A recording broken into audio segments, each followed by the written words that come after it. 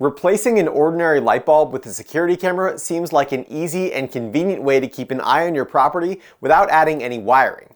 But when I reviewed them in 2023, they were all pretty much garbage, with bad video quality, terrible apps, and even worse lighting. Fast forward to 2025, and security camera name brands like Wyze and Lorix have made their own light bulb cameras. So I went on Amazon and I bought 15 top sellers and unique form factors to figure out if any of them are worth buying yet. And as always, there are no sponsored reviews on this channel. First, for just $13.99, the least expensive camera that we'll be testing today is this motorized pan and tilt camera from Shana with an attached circular ring of LEDs, making it a perfect design for replacing a light bulb in a 6-inch can light. But it could also work in any light fixture with a downward-facing light bulb. The Shana has a resolution of 3 megapixels and it records at 20 frames per second to a removable SD card.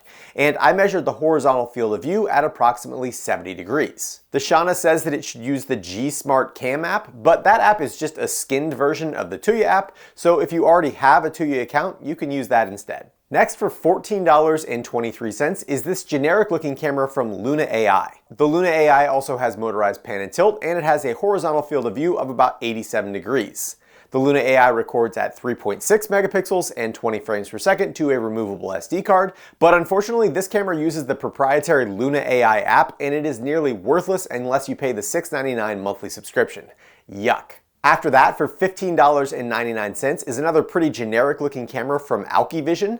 The ONVIF has motorized pan and tilt, a 74-degree horizontal field of view, and it records at 3 megapixels and 15 frames per second to a removable SD card. The ONVIF uses the Vico Home app, which does have a monthly subscription option, but it is not required.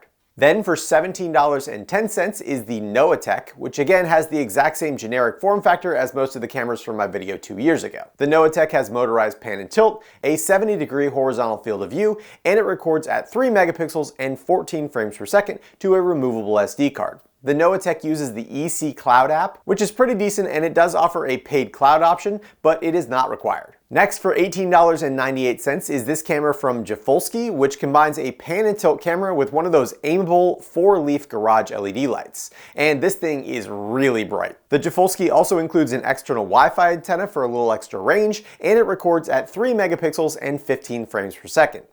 The Jafulski has motorized pan and tilt, and it has a horizontal field of view of approximately 75 degrees. Unfortunately, the Jafulski uses the AJ Cloud app, which is almost as useless as the Luna AI app without a monthly subscription, but it does have support for both RTSP and ONVIF, so there is still some hope for it. After that, for $19.99 is the Noah Cam, and just like the less expensive Noatech, the Noah Cam has motorized pan and tilt, a 70-degree horizontal field of view, and it records at 3 megapixels and 14 frames per second to a removable SD card. And also like the Noatech, the Noah Cam uses the EC Cloud app. Also for $19.99 is the WeSecu, another generic looking motorized pan and tilt camera that records at 3 megapixels and 14 frames per second to a removable SD card, has a 70-degree horizontal field of view, and also uses the EC Cloud app. Then for $23 is a slightly more unique looking motorized pan and tilt camera from HiFocus, and the HiFocus has an 81-degree horizontal field of view and records at 3 megapixels and 20 frames per second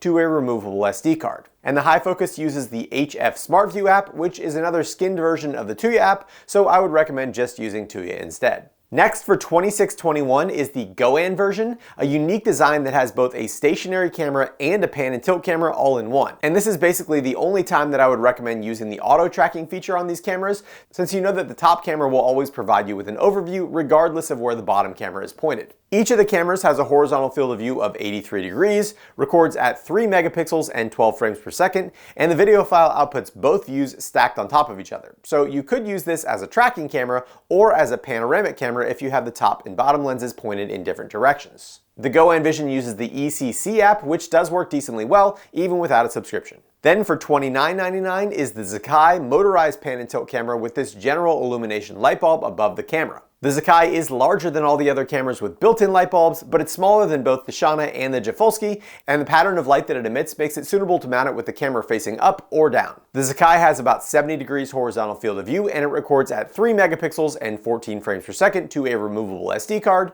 and it is now the fourth camera in this group to use the EC Cloud app. Jumping up to $39.99, we've got this camera from LitoCam, which is easily the worst value in the video. The LitoCam has motorized pan and tilt, an 87-degree field of view, and it records at 3.6 megapixels and 20 frames per second to a removable SD card.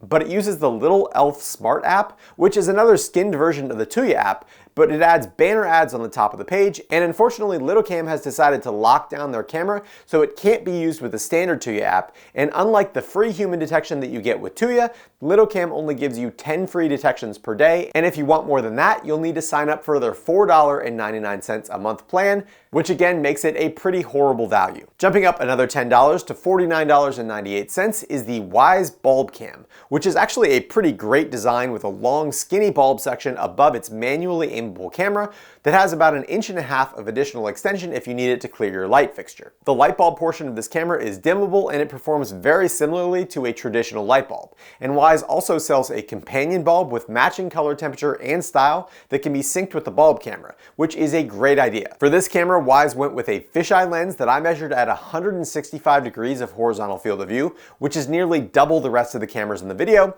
and it records at 3 megapixels and 20 frames per second to a removable SD card. The Wyze Bulb Cam also uses the Wyze app, but unfortunately, like all Wyze cameras from the last few years, it is nearly worthless without their $2.99 a month Cam Plus subscription, which is extremely disappointing. Next for $49.99 is the Simonolec, and not much has changed since my 2023 review, and the Simonolec still records at 3.6 megapixels and 18 frames per second. It has motorized pan and tilt and an 84-degree field of view. But it's quite a bit bigger than the rest of the cameras in this year's lineup, and it may have issues fitting into some light fixtures. In 2023, the Simonolec used the Tuya app, but they switched over to the Simonolec app, which is just a skinned version of the Tuya app, so I'd still recommend just using Tuya instead. Then for $51.99, I bought this camera from Tekken Pro because it looked like a cool new design, but I definitely overpaid, and the Tekken Pro turned out to be slightly worse than the $15 AlcuVision, and it's got the same 70 degrees field of view, motorized pan and tilt, records at 3 megapixels and 14 frames per second to a removable SD card, and like that $15 AlcuVision, it also uses the Vico Home app. And last, the most expensive camera that I'll be testing today is the $69.99 Lorix 2K light bulb camera. And on one hand, I'm excited to see a light bulb camera from an established security camera company, and I think that the overall design of this one is one of the best, with a large light bulb portion on the top that provides plenty of light, but I'm not sure why it costs $70 for Lorix to produce a camera that other companies can make for 25% of that price. Still, the Lorix is pretty good, recording at 3.6 megapixels and 15 frames per second. It's got motorized pan and tilt, 87 degrees horizontal field of view, and the light bulb portion is dimmable. It also uses the Lorix app, which is decently full-featured, even without paying the optional monthly subscription. Moving on to testing, arguably the most important aspect of a security camera is image quality. So to test that, I hung each of the cameras from the same location, and I held a sign at 10 and 25 feet, and then I repeated those tests both during the day and at night. And during the day at 10 feet, the Zakai, AlcuVision, WeSecu, and Shana had the best clarity, while the high focus, LittleCam, Luna AI, and Wyze were all at the bottom. But don't forget that the Wyze has nearly double the field of view, so lower image clarity should be expected when compared to a narrow field of view camera. At 25 feet during the day, the AlcuVision, Tekken Pro, NoahCam, and Zakai took the top 4 spots, with the LittleCam, Luna AI, and Wyze still rounding out the bottom, this time with the addition of that dual lens ONVIF. And at night at 10 feet, the AlcuVision came out on top again, followed by the Tekken Pro, Shana, and Lorix, with the Luna AI, ONVIF, Wyze, and Simonolec at the bottom. And at 25 feet, the Lorix edged out the AlcuVision, and the Shana and Zakai were close behind that, with the NoahCam and High Focus now slipping into the bottom 4 with the Luna AI and Wyze bulb camera. And that means that for image quality, the $15.99 AlcuVision dominated with an average rank of 1.5, the Zakai had an average rank of 3.75, the Shana was in third with an average rank of 4, and the WeSecu was in fourth with an average rank of 5.25. I also measured the amount of time that it took for each camera to send a notification, and I found that the ONVIF was by far the fastest, sending a notification in just 3 seconds, followed by the AlcuVision at 7 seconds. Then the bulk of the cameras came in between 8 and 11 seconds, and the slowest notifications came from the Jafulski, LittleCam, Wyze, and High Focus, and the Luna AI failed to reliably send notifications at all. Of those notifications, all the cameras except for the Luna AI, LidoCam, GoAnVision, and Jafolski sent rich notifications, which means they have an attached thumbnail image of the motion that got detected. And all the cameras except for the Wyze, Luna AI, Shauna, and LidoCam offer free person detection without any subscriptions. And the last thing that may or may not be important to you in terms of camera functionality is that the high focus,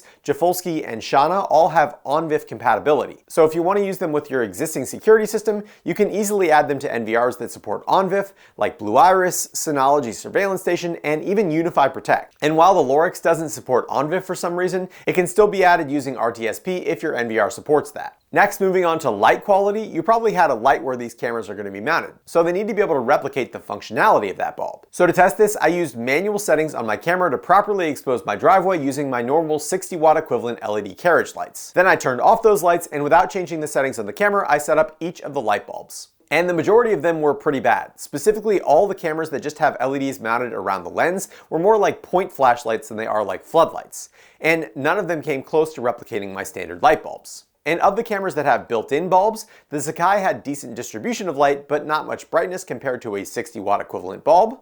The Lorix provided slightly more light than a 60 watt bulb.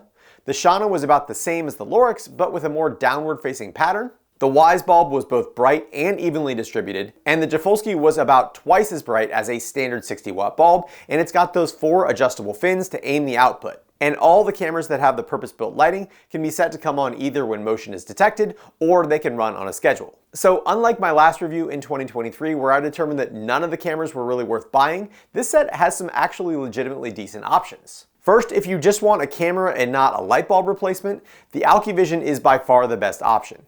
It finished first in picture quality, it had the second fastest notifications with included thumbnail images, and it has free person detection filtering. It uses the Vico Home app, which is decently easy to use, and it makes finding and downloading clips relatively painless. And it's only $15.99. Though, like all the cameras in this video, you will also need to provide your own micro SD card separately. If you're looking for a camera plus a light bulb, the Sakai is another easy recommendation. It finished second in image quality, it had quick rich notifications with free person detection, and the EC Cloud app is easy to use. The light output isn't quite up to par with the 60 watt bulb, but it's 10 times better than a camera with only front-facing LEDs, and the light output is evenly spread similar to a traditional bulb. And even though it is twice expensive as the AlkiVision at $29.99, it still seems like a fair price to me. However, if you're looking for something with a slightly better app and a more powerful light bulb, the Lorix was also very good, with very decent image quality, good light output, and a full-featured app that doesn't require any subscription. But it does seem a little bit overpriced at $70. And speaking of overpriced, the Wyze bulb is very cool, and I especially like the ultra-wide field of view and the ability to buy companion bulbs. But I can't help but think that Wyze has lost their way as a company. Wyze started out making decent quality, affordable cameras with local access and no subscription. We feel strongly that good notifications are core to a great Wyze cam experience. That's why we're giving all 1 million plus users free person detection, on the house, included with your purchase. We're setting the new standard for smart home cameras. Then they said that the only way that they could keep selling cheap cameras and stay in business was to charge a monthly fee. In this day and age, investors absolutely require recurring service revenue. We might have been able to get away with one of those problems, but not both.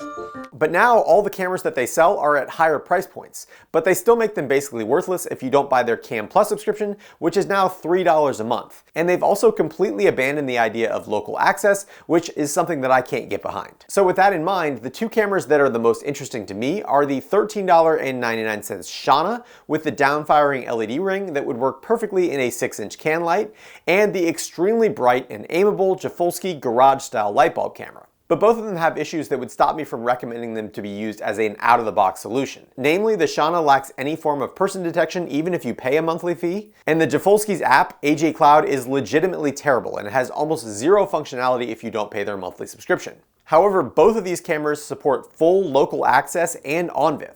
So if you already have an NVR, you can just use the apps one time to set up ONVIF and the light timer, and then never open them again. And because the Shauna uses the Tuya app, you can also control both the light and the camera with Home Assistant, which is pretty cool for less than $14. As always, there are no sponsored reviews on this channel, and I bought all these cameras on Amazon with my own money. But I do have links down in the description for all the cameras, and as always, I appreciate when you use those links, since as an Amazon affiliate, I do earn a small commission on the sale at no cost to you. I'd also like to thank all of my awesome patrons over at Patreon for their continued support of my unsponsored reviews, and if you're interested in supporting the channel, please check out the links down in the description. If you enjoyed this video, please consider subscribing, and as always, thanks for watching The Hookup.